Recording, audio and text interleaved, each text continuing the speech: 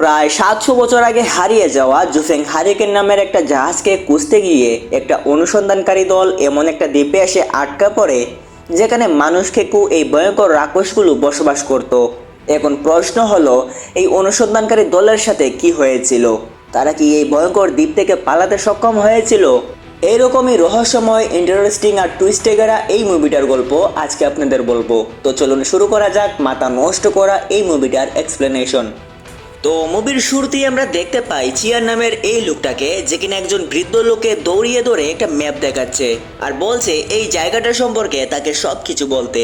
কিন্তু ম্যাপটা দেখার পরই বৃদ্ধ লোকটা ভয়ে চিৎকার করে বলে, এখানেই তো নরক, এই জায়গায় যে একবার যায় সে কখনোই আর ফিরে আসে না। আর এটা বলে সে সেখান থেকে দৌড়ে পালিয়ে যায়। কিন্তু এই বৃদ্ধার কথা চিয়ান নামের এই লোকটা বুঝতে পারে না, মানে এক কথা বলতে গেলে সে এই কথাকে পাত্তাই দেয় না। তো এখানে আমরা দেখতে পাই লিনশিন নামের এই মেয়েটাকে, যে কিনা লিউকে একটা ম্যাপ দেখাচ্ছে।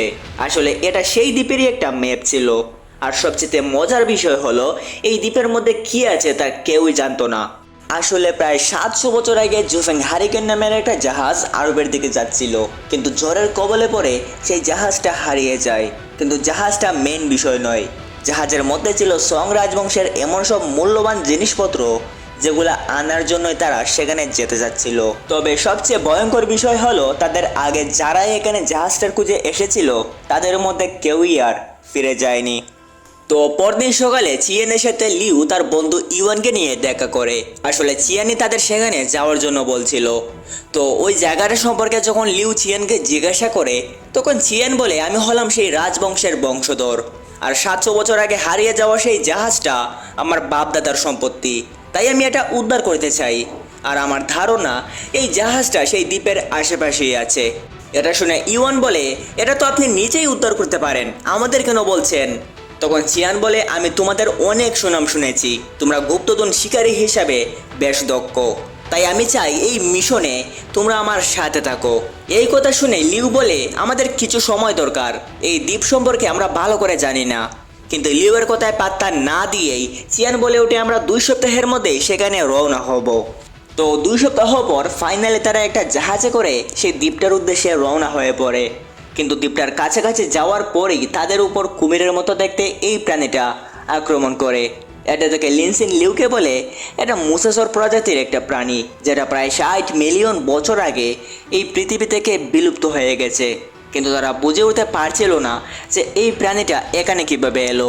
আর আরেকটা কথা জানিয়ে রাখি, লিনসিন কিন্তু একজন জীববিজ্ঞানী, আর এর জন্যই তাকে এই দ্বীপটায় নেওয়া হচ্ছে, যাতে করে তারা বিভিন্ন রকম প্রাণী সম্পর্কে ধারণা পেতে পারে। তো এখানে এই প্রাণীটা আবারও তাদের উপর আক্রমণ করে আর জাহাজটাকে ডুবিয়ে দেয়। এখানে আমরা দেখতে পাই তারা সবাই ভাসতে ভাসতে একটা দ্বীপের তীরে এসে পড়েছে, কিন্তু সৌভাগ্যবশত তাদের কারোরই তেমন কোনো ক্ষতি হয়নি। তো তারা যখন জঙ্গলের গভীরে এগিয়ে যায়, তখন চিয়ান দেখতে পায় তাদের সামনে কয়েকটা বন্দুক পড়ে আছে। এটা থেকে তারা বুঝতে পারে যে তাদের আগেও কেউ এখানে এসেছিল, তবে কোনো একটা অজানা কারণে তারা আর বেঁচে নেই।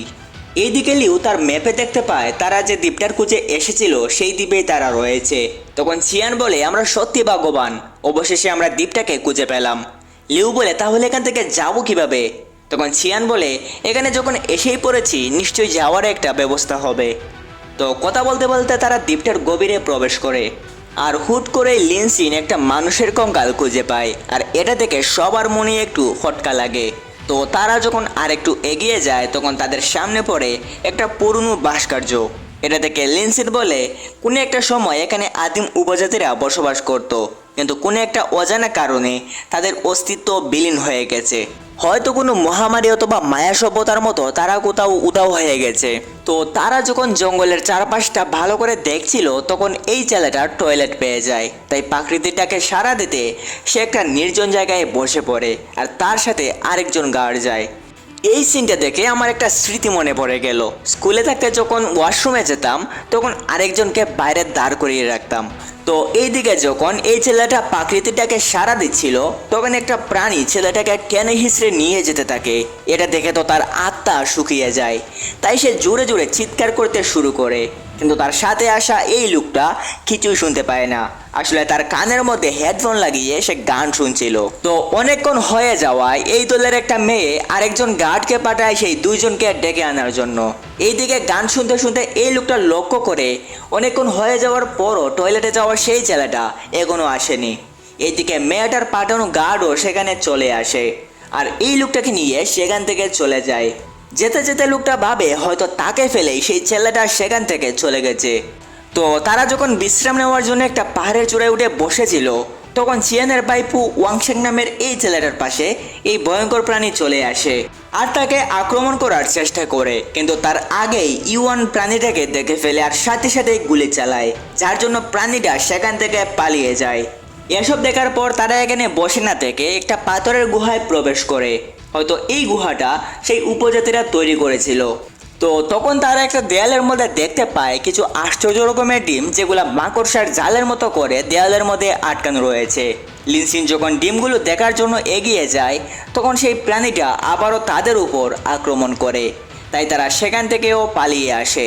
কিন্তু পালানোর সময় ইউয়ান আরেকটা কঙ্কাল খুঁজে পায় যার পাশে অনেকগুলো গ্রেনেড পড়েছিল। ইউয়ান সেই গ্রেনেডগুলোকে তার কাছে রেখে দেয়। তখন এই ভয়ঙ্কর প্রাণীগুলো তাদের পিছু করা শুরু করে, তাই তারা এই রাক্ষসদের হাত থেকে বাঁচার জন্য আর একটা গুহায় প্রবেশ করে, যে গুহাটা সেই উপজাতিরা উপাসনালয় হিসেবে ব্যবহার করত। কিন্তু এই গুহাতে এসেও তাদের শান্তি মেলে না। চিয়ান এই রাক্ষসে প্রাণীটার সামনে পড়ে যায়। তখন তার টিমের সবাই মিলে প্রাণীটার উপর গুলি করতে শুরু করে, যার কারণে প্রাণীটা সেখানেই মারা যায়। তবে সবচেয়ে অবাক করার বিষয় হলো এই প্রাণীগুলোর রক্ত নীল রঙের ছিল।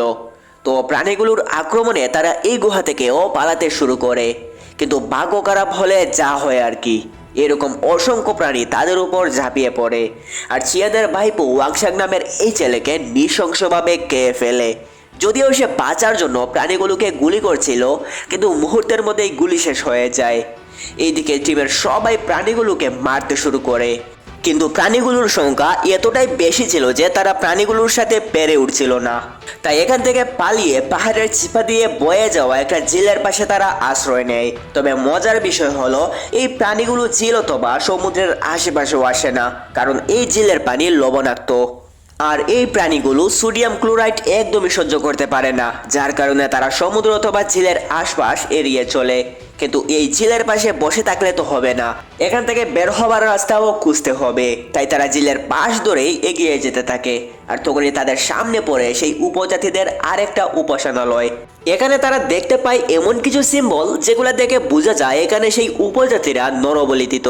তো আরেকটু এগিয়ে যাওয়ার পর তারা দেখতে পায় অনেকগুলো ডিম একটা জায়গায় সাজিয়ে রাখা আছে আর পাশে একটা অগ্নিগিরির খাত দেখা যাচ্ছে। আসলে সেই অগ্নিগিরির উত্তাপে সেই ডিমগুলো পরিপক্ক হতো। আসলে এই ডিমগুলো এই প্রাণীদের ছিল। তো হুট করে সেই প্রাণীগুলো এখানে চলে আসে আর তাদের উপর আক্রমণ করে, তাই এখান থেকেও তারা পালাতে শুরু করে। কিন্তু তাদের মধ্যে একজন গার্ডকে এই প্রাণীগুলো খেয়ে ফেলে। তো পালাতে পালাতে তারা পাহাড়ের ছোট একটা গুহায় ঢুকে পড়ে। তো ফাইনালি তারা সেখান থেকে পালাতে সক্ষম হয়। তবে এখানে আসে গল্পের বড় একটা টুইস্ট।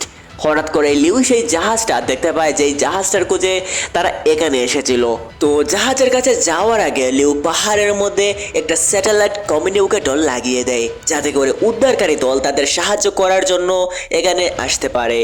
তো জাহাজের ভেতরে যাওয়ার পর সবার চোখ কপালে উঠে যায়। আসলে এই জাহাজের মধ্যে বিভিন্ন রকমের স্বর্ণের জিনিসপত্র আর অনেক স্বর্ণ মুদ্রা ছিল, সাথে অত্যন্ত মূল্যবান অনেক চীনামাটির বাসনও ছিল। এইসব দেখে তো চিয়ানের মাথা একদমই খারাপ হয়ে যায়, তাই সে সবার দিকে বন্দুক তাক করে সবকিছু নিজের করে নিতে চায়। তবে তার বাহাদুরি বেশি সময় টিকে না। এই ভয়ঙ্কর প্রাণীটা চিয়ানকে মেরে ফেলে আর সেখানে আরো অনেক প্রাণী চলে আসে। তাই আবারও সবাই সবকিছু ফেলে দিয়ে শুধু নিজের জানটা নিয়ে সেখান থেকে দৌড়াতে শুরু করে। কিন্তু চিয়ানের সাথে থাকা তার পার্সোনাল গার্ডকে এই ভয়ঙ্কর প্রাণীগুলো খেয়ে ফেলে। এটা দেখে এই তিনজন সমুদ্রের কিনারায় লুকিয়ে পড়ে। যেহেতু প্রাণীগুলো সমুদ্রের পানি প্রচন্ড ভয় পেত, তাই তারা আর তাদের পিছু করে না। আর এই রাক্ষসদের হাত থেকে বাঁচার পর তাদের মনে আরেকটা ভয় দেখা দেয়। আসলে তারা যেই জাহাজে করে এখানে এসেছিল সেই জাহাজটাও ডুবে গেছে, এখান থেকে যাওয়ার মতো কোনো রাস্তা নেই। তারা যখন বাঁচার আশা প্রায় ছেড়েই দিচ্ছিল তখনই একটা হেলিকপ্টার তাদের উদ্ধার করতে চলে আসে। আর অনেক মৃত্যুর পর ফাইনালি এই তিনজন এই রাক্ষসের দ্বীপ থেকে পালাতে সক্ষম হয়। আর এখানেই এই মুভিটা শেষ হয়ে যায়। তো এই মুভিটার গল্প আপনাদের কাছে কেমন লাগলো কমেন্টে জানাতে ভুলবেন না। আর যদি ভালো লেগে থাকে তাহলে অবশ্যই লাইক সাবস্ক্রাইব করে আমাদের পাশেই থাকবেন।